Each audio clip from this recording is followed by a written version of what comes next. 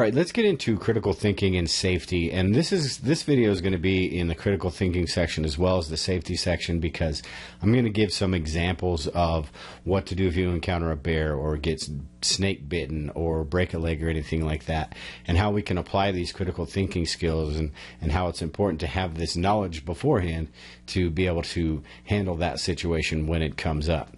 And throughout this video, you're going to see this STOP acronym, which is Situation, Threat, Observation, and Plan. I've also heard it said as sit down, think, observe, and plan. If you're in a wilderness setting, that makes a little bit more sense. If you're in an urban setting, you never know what's going to be going on. So it's to me, I like the version Situation, Threat, Observation, Plan. And we'll go into exactly what all of that means here in a little bit. But let's get into how to, what happens when you encounter a bear.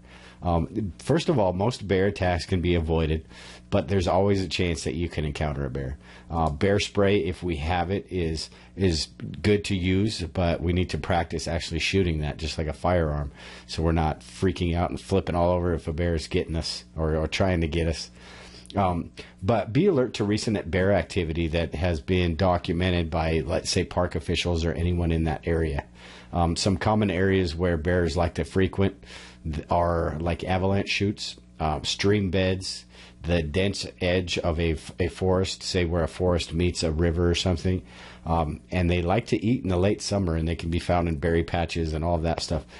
In the late summer, they're building up they're getting ready to go into hibernation, so they're eating everything they possibly can, and we don't want that to be us. But use extreme caution when you're traveling on trails at night or the end of the day, especially. We don't want to sneak up on a bear. Be careful of food smells. Never cook close to your camp, and store all your food in plastic airtight container away from your camp at night and when your camp is unattended. I would say about 100 yards away from your camp, and then maybe 15 feet up a tree, but make sure you hang it about 4 feet away from that tree trunk, because bears can still climb up there and get at it. Be cautious of the wind as well. Bears have an excellent sense of smell, and with the wind at your back, chances are the bear is going to smell you, and they're just going to kind of take off. But if the wind is blowing in your face and there's a bear behind you, the chances are they're not going to know you're there. So also in high wind situations like along creeks and streams, a bear might not hear you coming. And if they don't hear you coming, you could startle it and, start a little bear confrontation. So, and also watch for fresh signs of bear, like the scat or the tracks, on a trail or near your campsite or anything like that. And, bears that have been in the area recently, it's going to be fresh tracks. They're not going to be hard and crusty. Same goes with the scat. You might need to get your hands dirty to check that out, or maybe poke at it. And if it's fresh, that bear has been in that area recently. And another good idea is to just make as much noise as you can on the trail, whether that's singing or if you have a whistle or anything like that, especially around blind curves or in dense vegetation, because you don't want to startle that bear. If there's something in the area, you want to make sure he knows you're there. Also, steer clear of like dead animal carcasses. If you come across a dead animal carcass, I would take off. Bears often feed on that carcass, and they can feed on that for days, and they'll stay in that area and protect their food. At one point a few years ago, I actually came across one of these, and luckily I was far enough away where my camp was where I could see the bear going back to that. So it's pretty awesome, but it's pretty scary at the same time. So steer clear of that. They're going to want food, and that's easy food. That's their food, and they're going to protect it. And also mothers with cubs, they're really protective. So, if you see any bear cubs, chances are that the sow's not very far away. And like I said, female bears are they will fiercely defend their young. So it's best to leave the area. And this goes for, some of this goes for humans as well. We don't want to make plenty of noise when we're around other humans, but mothers will defend their young, and we need to be alert and extremely cautious and all that stuff. So let's go into, what the difference. People think that if a bear attacks, you should just curl up into a ball and let it attack. It's kind of true, but black bears and grizzly bears are different. If a black bear attacks, don't run. Avoid eye contact and just kind of walk away slowly without turning your back. If the bear's, not being aggressive towards you. Black bears tend to be more timid than grizzlies, so fighting back might actually scare them off a bit. It gives you a better chance. If you're running and acting like prey, they're going to treat you like prey. Now, if a grizzly bear charges, stand your ground because you can't outrun it. If the animal makes contact, curl up into a ball, hide your vital organs, put your hands behind your neck, lie flat on your stomach. Try not to panic. Easier said than done, right? But try not to panic and remain as silent as possible until that attack ends. You need to play dead, basically, because that grizzly bear, hopefully it sees you as a threat, not as a food source. And once you play dead, he's going to feel like that threat's gone and going to take off. And don't just wait a minute or two after he takes off. You've got to wait until you're sure that bear is out of the area, because if he sees you getting up, he's coming back to finish the job. So let's get into mountain lions, and I put this in here because I think these are the ones that scare the crap out of me. I've never seen a mountain lion, never been attacked, but for some reason they're ninjas, and they're so sneaky and quiet. They'll stalk you and you'll never know they're on you. But to avoid being attacked, always keep your children and teenagers close by. Mountain lions are attracted to children, so don't let them, wander too far away. Mountain lions see children as small prey. You see the stuff on TV where you see the mountain lion chasing all the deer or antelope. They don't go after the big ones. They go after the weak ones, the stragglers, the ones that are the easy kill. And unfortunately, those would be our children. And just like with the bear, make noise when you're hiking, and that way you're going to ensure that you don't just walk up onto an unsuspecting lion. If the mountain lion hears you approaching, more often than not, they're going to kind of try to slip away into the brush and avoid that confrontation. Now, if you do come up on a lion, give it plenty of space so it can escape. Make yourself look big. And like I said, do not run. You're not going to be able to outrun a mountain lion. And if you run, you kind of kick in that mountain lion instinct that, you are prey. But if you are attacked, fight like hell. Unlike bear attacks, experts say that you should fight back when you're attacked by a mountain lion. Kick it, gouge its eyes, hit it in the face, do whatever you have to do. Do anything that you can make that mountain lion rethink its attack. If you try to pretend you did, more than likely that mountain lion is going to keep attacking because it's going to see you as prey. You can use large sticks, rocks, any other weapons that you have. I always carry a handgun with me when I go hunting because it just for situations like that close contact stuff where if I need to defend myself. But stand your ground, stand tall, and pick up any of the children that you have with you. And like I said, don't ever run. Doing so is going to kick in that animal's natural hunting instinct. And pepper spray also works, good for these guys. If you have some, it could be sprayed in the mountain lion's eyes or nose or anything like that. So let's get into snake bites real quick. These are probably the most likely of the three, but not all snake bites are fatal either. Most snake bites are not. So this is something that over time, you might get sick, and it might, or the person might get sick, but most of the time it's not going to kill you. But try not to panic. If you've been bitten, try not to panic as you're moving away. If you get extremely stressed, your heart rate beats fast. Your heart rate goes up. It beats faster, and what it'll do is spread that venom through your body more quickly. So try to, if it's you or somebody else, reassure the victim that just try to remain calm. Yeah, it sucks, I know. Have the victim or yourself drink lots of fluids and. Not alcohol or anything like that, but lots of electrolytes and, water, stuff like that. Remove any watches, rings, or bracelets or anything that could be constricting in that area, because if the swelling starts, that's going to constrict that blood flow and everything. And then try to keep the bite area clean and, manually clean it with get the rocks and the debris and all of that stuff out of there. Now, if somebody was bitten near their face and neck, maintain the airway and make sure that they're breathing, or yourself. Keep your head cocked back. Do whatever you need to do to make sure that you're breathing. And it doesn't necessarily have to be the head or neck. I mean, if you get bitten in the leg and those venoms have a reaction with the muscles in your throat or something, that could cause something. So just make sure you're watching that airway, and then as soon as you get to safety, immobilize the area that has been bit. Let's get into a few of the don'ts real quick. We don't want to apply a tourniquet because restricting the blood flow, it does keep the venom from spreading, but we want to avoid this because concentrated venom is going to rapidly destroy the cells around it. So, allowing the venom to spread is going to dilute the toxins and reduce that tissue damage. And then don't apply a cold pack. Cold reduces healthy circulation in the infected area, and like I said, we want that to spread a little bit, dilute. And also, some experts believe that venom increases the vulnerability to frostbite. And also, we've all heard the stories about sucking the venom out of somebody's leg when they get bit, but don't apply suction devices. Removing the venom by suction was, like I said, kind of once standard procedure, but it really is no longer considered safe treatment.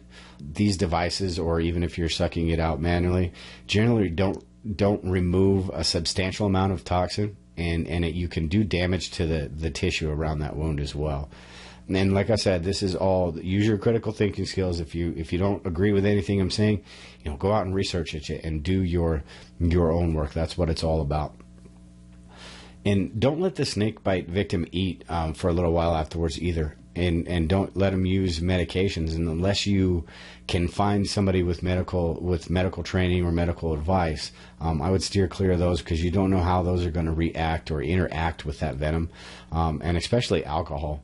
Like I said, you always want to make sure they're filled with fluids, and that way you can get that stuff running through and get it through the system as quickly as possible. And also, the last one here is don't cut across the bite mark and tempt, that oral suction, because snake fangs are curved, and the pocket of the venom is not going to be where you expect it to be, and it's probably already going to be spread. So, and also many snake bites are, considered dry snake bites, where there was no actual toxin released into the venom. But if you cut across that wound or something, you're increasing the chances of infection in that area.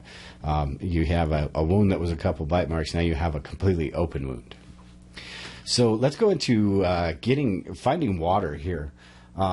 Finding water, as the first thing you should do is just stop and listen. Sometimes you might be surprised. You might hear something. It's a lot easier to hear rushing water from a stream or even a little creek when you're standing still, rather than when you're stepping on twigs and leaves and stuff like that. And then also look for converging animal tracks.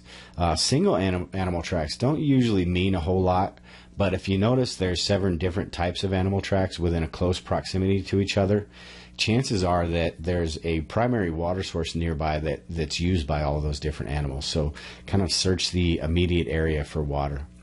And also head downhill. If you can't hear any water or you don't notice any tracks, your best bet is to move down into a valley, rocky crevice, or just downhill. Rain and stream water usually drain downwards, but so even if you don't see signs of water, chances are, if you keep heading down, you're going to stumble on some water in those lower regions. And you can also look at vegetation and stuff and see the different types of trees that are growing near water. They won't be the pine trees. They will be the trees that need water, trees and shrubs and stuff like that. But always mark your path too, which is called blazing, and this is using your knife on a tree, scraping a tree, or a rock, using a rock or another hard object, something like that. That way you can get back to where you were, your camp or something. Say you're going out on recon and you're exploring the area to try to find water. You always want to make sure you can get back to where you were, so you leave your supplies there and stuff. So always blaze your trail, and that blazing is both front and back of the tree. That way you can see what you've blazed on your way back to where you're going as well. And also pay attention to the insects in the area, mostly mosquitoes. Many common insects lay their larvae and stuff in pools of water and live near water sources for most of their lives. Mosquitoes are often the easiest ones to spot because they bite us, so we know they're around. As you notice the number of insects increasing, you're likely nearing, some sort of water source. Now, whether that's clean or dirty, or you need to disinfect it, who knows? But with insects, you'll know that that's another sign that water's around. Or you can just dig a hole in it. If you find some muddy soil or some damp soil, dig a hole, and what that'll do is that water will converge, and maybe you found an underground water source, and that water will kind of fill up that hole, and you might have a pint of water, you might have just a very little bit of water. And you've got to remember, it's still going to be unfiltered, although it does filter a little bit going through the ground. It's usually going to still be very dirty. So, depending on your situation, if you have to drink it, you have to drink it. But I would suggest boiling it and doing whatever you can before it gets to that point. Now, let's go into conserving your energy. And we've all heard the saying, slow and steady wins the race. And this is because we don't want to burn all of our calories. And if we're panicking or we're being hasty, we're not giving ourselves the right amount of time to make those correct decisions. So we really need to kind of just relax, think about our situation. And that's where this STOP acronym comes into. And I'll explain this here in a little more detail. But, slow down and decide what your best option is. Say you're trying to get some food, trying to get some calories. Is your best option fishing at that point? Or is your best option trapping? Say there's not a stream by. Fishing doesn't take up a whole lot of calories at all compared to trapping anyway. You sit there, you throw a line in, and you sit there for a while and you wait. Trapping, you've got to set up 10, 15, 20 traps to kind of increase your odds. So, or hunting, you're going to have to go out and find those animals. So you're going to burn more calories doing that stuff. So decide on what the best option is for you. If you're building shelter and you're only planning on using that shelter for one night, there's no reason to make the Taj Mahal out of it. Just get a shelter that suits your needs. But if you're building a shelter that you're going to need to stay there for a few days, you might want to spend those extra calories and build that up. But let's go ahead and talk about this STOP acronym real quick.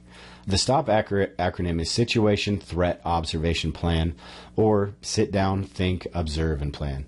And what it is sit means once you realize you're lost, take a second, sit down, kind of collect your thoughts, and kind of think to yourself, remain positive and think to yourself, hey, I'm not lost.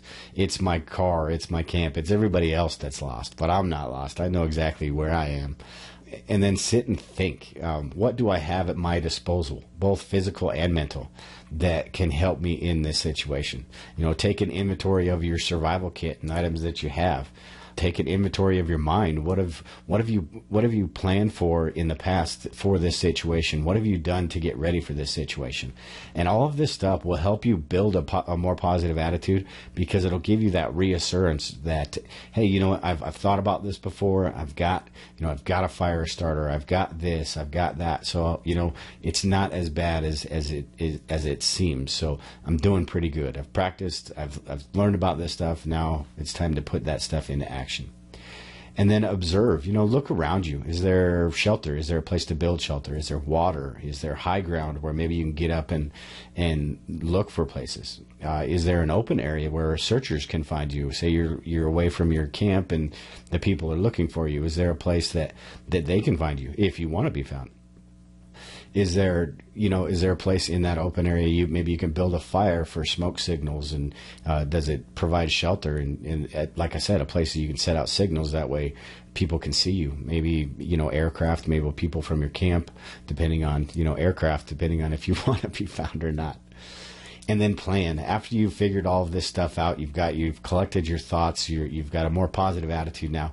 Create a plan of action and be positive and take care of yourself. If it's late in the day, build a fire and for heat and for signaling. Find a place to make a shelter against the weather. That's going to be the most important things. Is that at that time is surviving the night. And even in the midsummer, it still gets pretty cold at night in some places. So. But like I said, always remain positive. If we learn all of this stuff now, we do have the ability to survive. And we've conquered the major danger of just not allowing ourselves to panic. So, just remain calm, go through these 5 steps and build up that courage that you have. So let's go into injuries now. And before we get into this, I have a little disclaimer. I am not a doctor or a nurse or anything. This is not medical advice. This is only intended for post-collapse situations or anything like that, dire emergencies. But if something like this were to happen, seek medical help whenever possible. And think critically, do your own research and all of that stuff. But let's go ahead and get into flesh wounds. Now, many first aid courses would recommend cleaning the wound with any available water, like a river or a pond or anything like that. But we all know that there's germs present in this water, even if it's clear, and they could cause serious infections. So using treated drinking water is always the best option. But there are going to be times when the river might be your only option, and it might be worthwhile. What you'd want to do is remove dirt manually, dirt and debris, stuff like that. Get everything out you can. And then assess whether the benefit of cleaning the wound with this water is worth the risks of creating infection, if the water does prove to be contaminated. If there's mud or debris still visible in the wound after you manually clean it out, and the water looks clean, and you're near someplace where you can address the wound later on, then it's probably okay to flush it out in the stream. But if you're in the wilderness for a week or so, or even longer, enough time for that infection to take hold, I would wait until you can boil water, because you don't want to have that infection take hold and, you're a week out and all of a sudden you're there alone and you have to deal with it. So I would try to, personally boil the water before you try to cleanse that wound. If you have any antiseptic with you, anything like that, you can, apply a thin layer to that. We should all have something like that in our bug out bags, but, you never know what kind of situation you're going to be in. So it's a good idea to think about the different things. And we'll go into the medicinal herbs and stuff like that in a later module, but it's always good to know all of that stuff. So let's say somebody gets their bell rung. What do we do with concussions? Concussion, some of the symptoms are, loss of consciousness, even if it's just really briefly, a period of amnesia or loss of memory for what just happened. You can feel dazed and confused, have headaches, vomiting, and even, go into seizure. Cognitive symptoms include irritability and excitability, or people that are just disinterested, difficulty with concentration and logic, mood swings and outbursts and inappropriate emotions, stuff like that where they're just not acting normal, might mean that there's some kind of head injury. But what you want to do is keep the conscious or unconscious victim's head cool with an ice pack or a damp cloth. If it's you and you're unconscious, not a whole lot you're going to be able to do about it.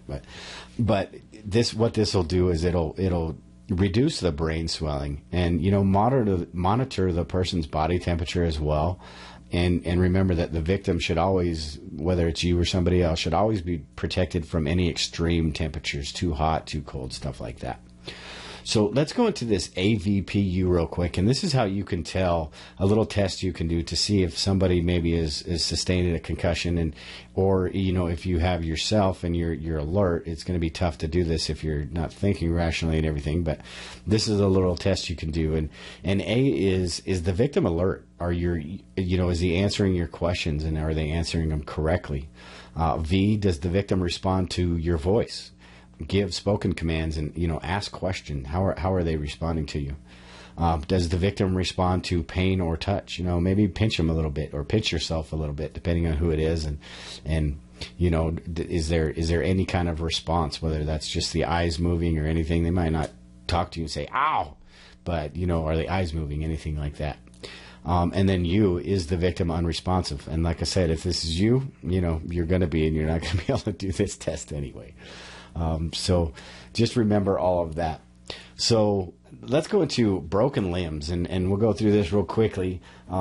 There are basically two types of fractures, open and closed. An open fracture is a compound fracture, and this is where the bone actually sticks out of the leg. It protrudes through the skin and makes an open wound. If the broken bone is a compound fracture, it's usually if it's a compound fracture or it's in a really muscular area like the thigh or something, you might need to create a splint until you can get to some help. I wouldn't suggest, you hear people talking about setting wounds and all of that. That's, for a compound fracture, I would, if there's no other choice, then you're going to have to do something. But I would, like I said, I would seek medical attention or find somebody that can. If you do have an open fracture, I'd recommend you don't mess with it too much. Don't manipulate the injury. Manipulate it as little as possible, because it can mess up the nerves and the blood vessels and all that stuff in there. And sometimes you might not, like I said, sometimes you might not have a choice. So after setting that fracture, treat the wound like you would an open wound. You can use one of these splints. There's a few different examples here on the arm. You've got a couple sticks that are tied together with some, maybe you have bandana or something like that. You can fashion one out of wood. What we need to do is stabilize that area, get the foot off the ground so that when they're walking, they're not putting pressure on the foot, and make sure that there's no bending, or, make sure that bone or that fracture doesn't move basically until it gets a chance to heal. And like I said, with setting the bone, I would research that a little bit, and sometimes we might have to do what we might have to do, but I would try to make sure you have enough knowledge that what you're doing is actually going to help the person rather than injure them further. So that's it for this video. Think of, like I said, always keep this STOP acronym in the back of your mind. And this goes for everything that you do in any kind of setting, in your everyday life, in an SHTF situation, in a wilderness situation. Situation, threat, observation, plan. What's the situation? What is the immediate situation around you? What are the threats? Or think about what's going on around you. What can you do? And then observe. Make sure that you know everything that's going on around you, and then after you've got all of this information, plan what you're going to do. And if you go through these steps, you have a better chance of formulating a good plan. And this is exactly what critical thinking is about. So I appreciate everybody, and we will see you in the next video.